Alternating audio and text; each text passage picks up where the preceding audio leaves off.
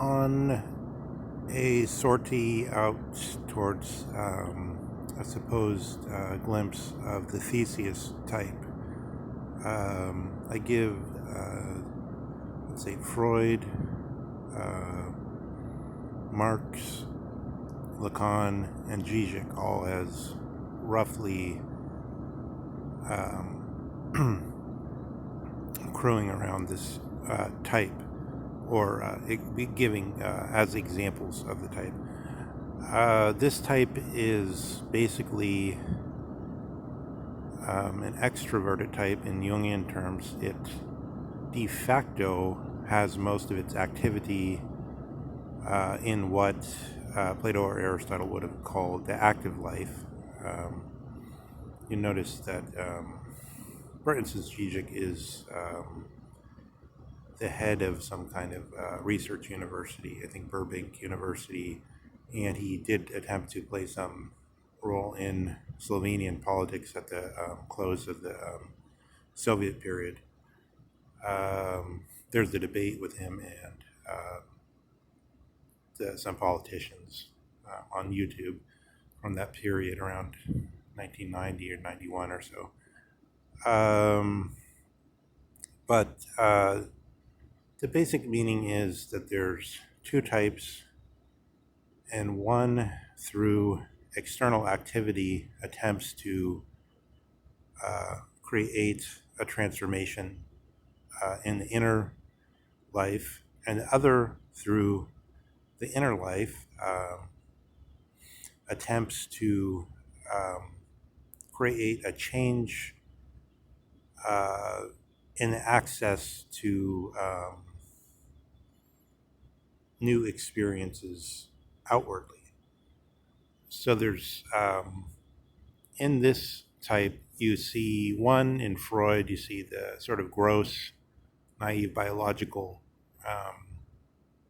attitude. Freud was a student of the work of Ernst Haeckel, who was popularized Darwin, the first to popularize Darwin in the German-speaking world.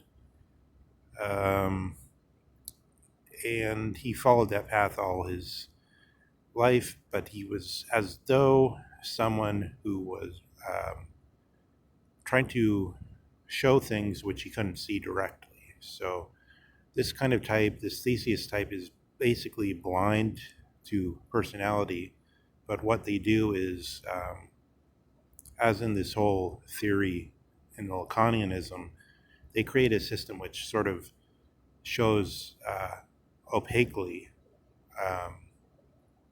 like the breath sort of disappearing on the surface of a mirror. They kind of, in a hazy way, can grasp what personality is through this method and through positing the notion of the object petit a or a, or however this is pronounced in French. This whole personality type, we should not, as it were, just throw out in the same way that Zizek, for instance, just throws out all things that he calls New Age obscurantism, which are often quite full of content, but he's simply blind to them. So instead, we should take this Protagorean view and say, yes, that's all these people, and all the four I just named, they are blind to personality, so they can't. There's certain things they can't see, but nonetheless, they can see some things that the other types usually can't see. So from both sides, we shouldn't regard. So I mean, my tendency would be to say a lot of Zizek is just starkly naive, just the most the little babe, not even adolescent stuff yet, in terms of whenever he touches on anything remotely to do with the inner life, anything remotely Jungian, let's call it that way, instead of saying spiritual, quote unquote spiritual, which is such a spiritual is often used so pejoratively that it's kind of lost all its meaning. And besides that, it was sort of totally bastardized word because in the Middle Ages, spiritus and intellectus usually meant the same thing in theological discourse, and then one term took on a positive valence, the other one took on a negative valence, got flushed down the toilet, the other one went up to the heavens, seventh heaven. But taken from that point of view, we could look at both. But what's the background to that? The background to it is we have a tradition where we have a personality which can see both sides. So Plato, Socrates, for instance, when Freud cites the beginning, as of course is abundantly well known, of psychoanalysis in the Politeia Republic, and he's talking about there's this time when the rational faculty sleeps, when the rational and the ruling archon faculty, were rational is some form of the word logos, sleeps, and the beast-like part of the psyche awakens, and this beast-like part is then it's explored through the Ring of Gyges issue, but it also opens up this realm which Plato and Socrates think is not worth investigating. So we should stick with what we can see with the conscious and not mess around with the unconscious, is the tact of Plato and Socrates.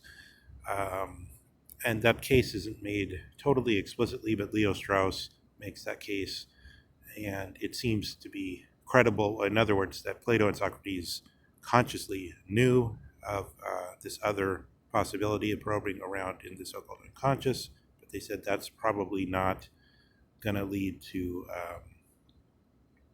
what we want. So it's something worthy.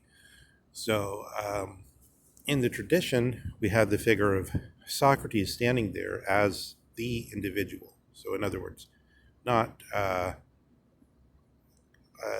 introverted type or an extroverted type, but both, all the qualities, the total individual. And then you could still say, in this sort of naive object A notion, he doesn't have the fullness of being. That's given, we could see it in the Apology, where he says, there could be a sage, and if I met a sage, I would imitate him, I would be like him. Instead, Socrates is known as the phronimos, or the man of practical sense. He doesn't have full understanding of the world like the sage would, but he knows basically how to behave himself in any situation, in war, in a drinking party, in marriage, even in politics, although he's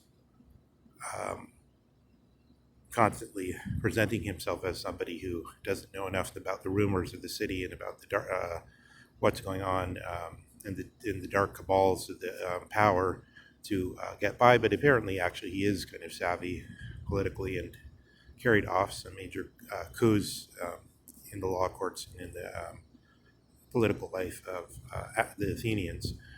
But so anyway, that is a model then for the complete personality, and probably the question is not whether Socrates actually lived. We know that, but the question is how much did Plato, as it were, mutate the real Socrates and create an ideal Socrates. So that's the problem. And then you can see the same thing in a grosser and more opaque form, where you just have sort of this sheer flashing light of the Messiah, or the